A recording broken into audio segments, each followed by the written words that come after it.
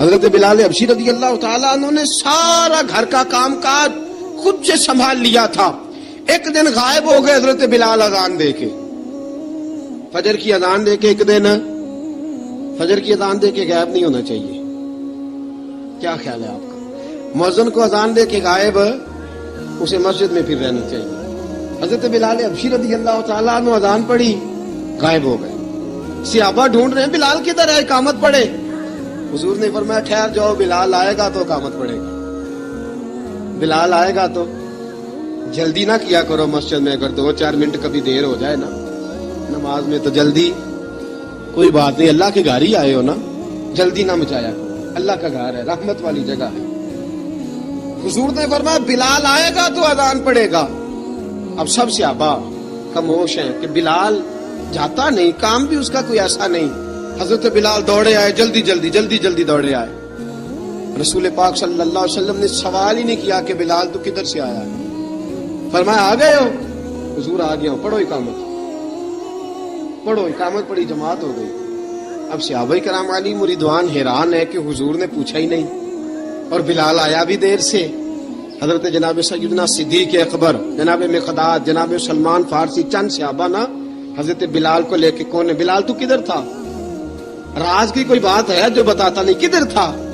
حضرت بلال رضی اللہ تعالیٰ عنہ کی آنکھوں میں آنسو آ گئے, رو پڑے. کہ بلال کوئی گہری بات ہے, بتا معاملہ کیا ہے, روتا کیوں ہے؟ حضرت بلال حبشی رضی اللہ تعالیٰ عنہ فرمانے لگے جب حضرت خدیجہ الکبریٰ گھر میں چکی پیستی تھی, تھک جاتی تھی نا تو میں مدد کرایا کرتا تھا. کتنے دن بیت گئے, جب فجر کی اذان دینے کے لیے گزرتا ہوں تو حضرت فاطمہ الزہرا کے بچے روتے ہوتے ہیں. فرمایا میں نے حضرت فاطمہ کو گود میں کھلایا ہے, مجھے اپنے محبوب کی شہزادی سے بڑا پیار ہے. کئی دنوں سے حضور کی خدمت میں عرض کر رہا تھا یا رسول اللہ کو مہربانی فرمائیں. حضور نے رات پیغام بھیجا ہے سیدہ فاطمہ کو کہ بلال جب آئے تو پردہ کر کے اندر چلی جایا کر. حضرت بلال فرماتے ہیں اذان دے کے گیا تھا حضرت فاطمہ کے گھر, میں نے کہا محبوب کی بیٹی ذرا پردہ کر لے, تو بچوں کو دودھ پلا, میں تیری چکی پیس دیتا ہوں.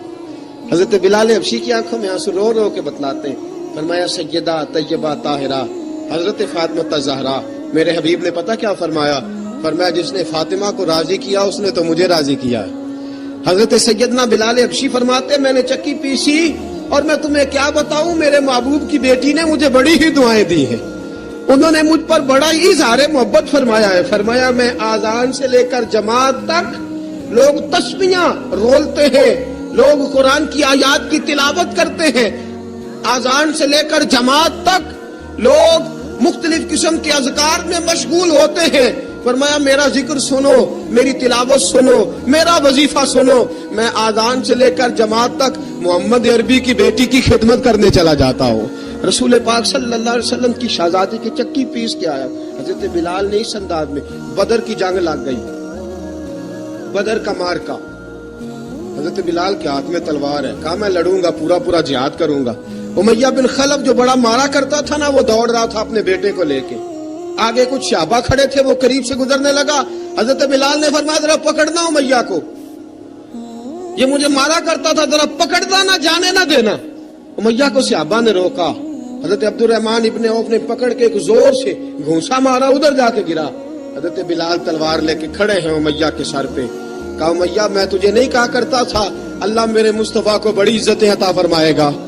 میں تجھے نہیں کہا کرتا تھا کہ خدا ہمیں غلبہ دے گا؟ هو الذی ارسل رسولہ بالہدی ودین الحق لیظہرہ علی الدین کلہ. میں نہ کہا کرتا تھا کہ اللہ اس دین کو ہر دین پہ غلبہ دے گا, پر میں دیکھ اللہ نے ہمیں عزت دے دی, دیکھ تو ذلیل کر دیا گیا. حضرت بلال نے مارا, گردن اڑا دی. حضرت ابوبکر صدیق پیچھے دیکھ رہے تھے, دوڑے ہوئے آئے, کہا بلال مبارک ہو, بلال مبارک ہو, آج تو تیرے سارے بدلے پورے ہو گئے. حضرت بلال نے سجدہ شکر ادا کیا. میرے دوستو بڑی باتیں ہیں جناب بلال کی کرنے والی. یہ وقت ساتھ نہیں نہ دیتا کسی کا, یہ رک جاتا ہے, یہ کہتا ہے کہ بس اب رک جاؤ, وقت ہو گیا آگے گزرنے کا. حضرت بلال حبشی رضی اللہ تعالیٰ عنہ رسول پاک کا وصال ہوا نا, حضرت بلال نے منہ سے لفظ ہی کوئی نہیں ادا کیا. کسی نے اپنا دکھڑا کسی انداز میں سنا لیا. حضرت عمر نے کہا, جس نے کہا حضور وصال کر کے گردن اڑا دوں گا. حضرت عثمان غنی نے کہا خبردار کوئی مجھے آ کے نہ بتائے کہ مصطفیٰ وصال کر گئے.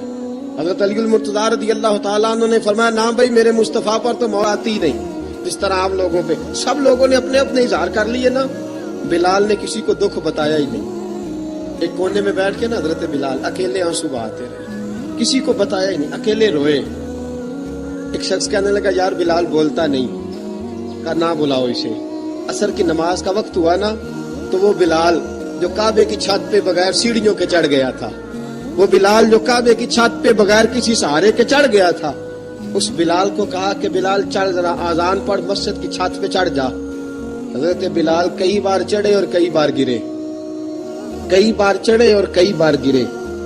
حضرت بلال حبشی رضی اللہ تعالیٰ نے آواز دی, کہا سلمان میری مدد کرنا, میری مدد کرنا, اب مجھ سے چڑھا نہیں جاتا, اب مجھ سے جایا نہیں جاتا. جناب سلمان فارسی نے بھی سوال نہیں پوچھا کہ بلال تو بیمار ہے, یہ نہیں پوچھا. حضرت بلال کو 2-4 صحابہ نے اٹھایا, چھت پہ پہنچایا. بلال نے اذان شروع کی. جب کہا نا اللہ اکبر اللہ اکبر, وہ آواز جس میں بڑا سوز ہوتا تھا, بڑی درد, بڑی بلندی ہوتی تھی, بڑا جوش خروش ہوتا تھا, آج وہ آواز دب گئی. جب بلال نے کہا نا اشہد ان لا الہ الا اللہ, حضرت بلال رضی اللہ تعالیٰ عنہ نے تھوڑی دیر روک کے سانس لیا. جب کہا نا اشہد ان محمد رسول اللہ, جو سارے چپ کھڑے تھے نا ان میں سے ایک بابا رو پڑا, اس کا نام ابو بکر صدیق تھا.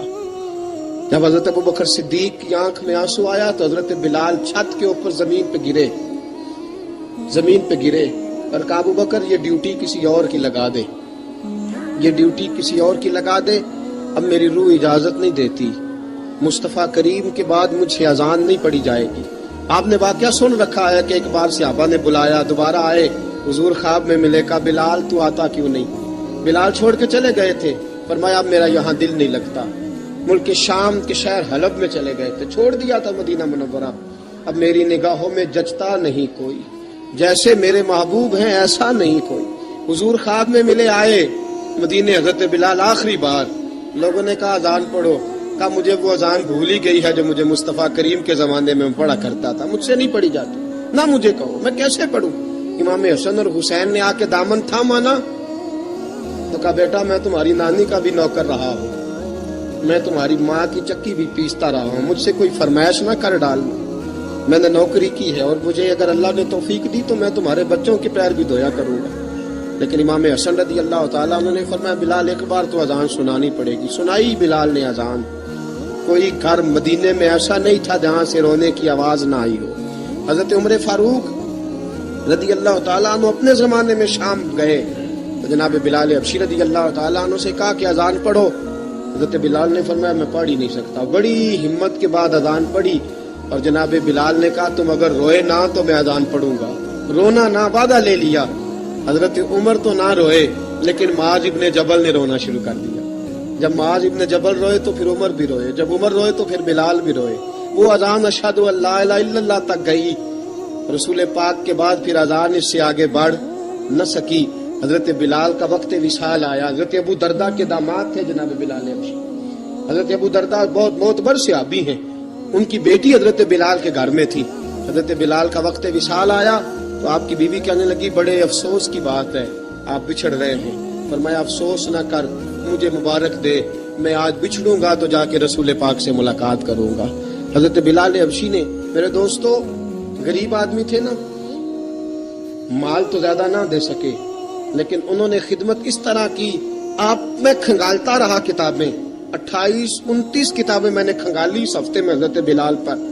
حضرت بلال کا دعویٰ ہی کوئی نہیں. پوری کتابوں میں, پوری سیرت میں کہیں کوئی دعویٰ ملتا, کہیں نہیں کہا میں نے یہ خدمت کی ہے. یہ دعویٰ حضرت بلال کا دعویٰ, میں غور کرتا رہا اس بات پر کہ سب لوگ دعویٰ کر لیتے ہیں نا, بعض صحابہ کے دعوے ملتے ہیں کہ ہم نے فلاں موقع پہ خدمت کی تھی, بلال بدر میں, بلال احد میں, بلال خندق میں, بلال فتح مکہ میں, بلال نے ساری خدمتیں اپنے سر. لیکن بلال کا دعویٰ, حضرت بلال نے اپنے منہ سے ایک بار بھی نہیں کہا میں نے یہ خدمت. عشق بہت کیا. غریبوں جان نہ چھڑایا کرو, یہ کہہ کہ جان نہ چھڑایا کرو کہ ہم کیا کر سکتے ہیں, ہم کدھر جائیں, ہم آگے بڑھو, عملی طور پہ اپنا آپ پیش کرو, رسول پاک کے عشق میں رنگ جاؤ. حضرت سیدنا عمر فاروق رضی اللہ تعالیٰ عنہ فرماتے تھے بلال اب تو حبشی غلام نہیں, اب تو مصطفیٰ کے صحابہ کا امام ہے. اب تو ہمارا امام ہے. جناب بلال حبشی رضی اللہ تعالیٰ عنہ کی زندگی بتلاتی ہے کہ غریب اگر آئے اور اپنے آپ کو رنگے رسول پاک کے رنگ میں تو وہ اتنی خدمت کر سکتا ہے، اتنی خدمت کر سکتا ہے کہ کوئی تاریخ بھی حضرت بلال کو چھوڑ کے مکمل ہو سکتی نہیں. کوئی بھی تذکرہ جناب بلال کو چھوڑ کے صحابہ کے تذکرے مکمل ہو سکتے نہیں. اور جہاں جہاں بھی عشق کی داستان لکھی جائے گی پہلے بلال کا نام لکھا جائے گا، پھر بعد آپ کے والد کا نام حضرت رباح تھا، حضرت بلال کے والد. وہ حضرت بلال ابھی بچپن میں چھوٹے سے تھے کہ والد انتقال کر گئے. یتیمی میں پرورش پائی جناب بلال نے، یتیمی میں. اور پھر 2 بہنیں، ایک والدہ، ایک بھائی. حضرت بلال حبشی کا یہ خاندان مکے میں بکتا بکاتا کسی طرح عبداللہ بن جدعان کے پاس پہنچ گیا. بڑا پکا کافر تھا، بڑا پکا. ذرا اسلام کی روشنی چمکی نہ تھوڑی سی، حضرت ابوبکر صدیق رضی اللہ تعالیٰ عنہ اس رستے سے گزرتے تھے. اس رستے میں حضرت بلال کام کاج کیا کرتے تھے، بڑے محنت، بڑے جفاکش، بڑے ہمت والے. حضرت صدیق اکبر نے ایک دن روک کے کہا، بلال کب تک تو اتنے خداؤں کو پوجتا رہے گا؟ کب تک تو اتنے خداؤں کو پوجے گا، جگہ جگہ ماتھا ٹیکے گا؟ یہ تجھے کبھی غلامی سے آزاد نہیں کریں گے. میں تجھے ایک دروازہ بتلاتا ہوں، اگر تو اس دروازے پہ آئے گا تو وہ تجھے مکے کی گلی سے اٹھا کے کعبے کی چھت پہ کھڑا کر دیں گے. گلی ہے میرے پاس، دامن مصطفیٰ سے جو بھی لپٹا وہ یگانہ ہو گیا، جس کے حضور ہو گئے اس کا زمانہ ہو گیا. حضرت بلال حبشی رضی اللہ تعالیٰ عنہ کو بات بتلائی. سلیم الفطرت آدمی تھے، سنجیدہ آدمی تھے، اچھا مزاج رکھتے تھے، فہم و فراست رکھتے تھے. جناب بلال نے کلمہ پڑھ لیا.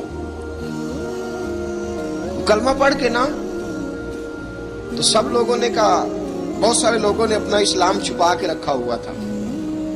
2 واقعات ایسے ہوئے کہ حضرت بلال کا اسلام ظاہر ہو گیا. کسی کام سے بت خانے بھیجا عبداللہ ابن جدعان نے. بت خانے گئے تو لگے ہوئے تھے بت، کتار اندر کتار، بتوں کی کتاریں بنی ہوئی تھی. حضرت بلال نے مٹی اٹھائی اور بتوں کے منہ پہ مار کے کہنے لگے، جو اپنا چہرہ صاف نہیں کر سکتے وہ کسی کو نفع نقصان کیا پہنچائیں گے. جو لوگ دیکھ رہے تھے انہوں نے آ کے عبداللہ ابن جدعان کو بتایا، کہا تیرا غلام ہے اور تو بہت بڑا سردار بنتا ہے، تیری عزت خاک میں مل جائے گی. کسی کو پتا چل گیا کہ عبداللہ کا غلام مسلمان ہو گیا.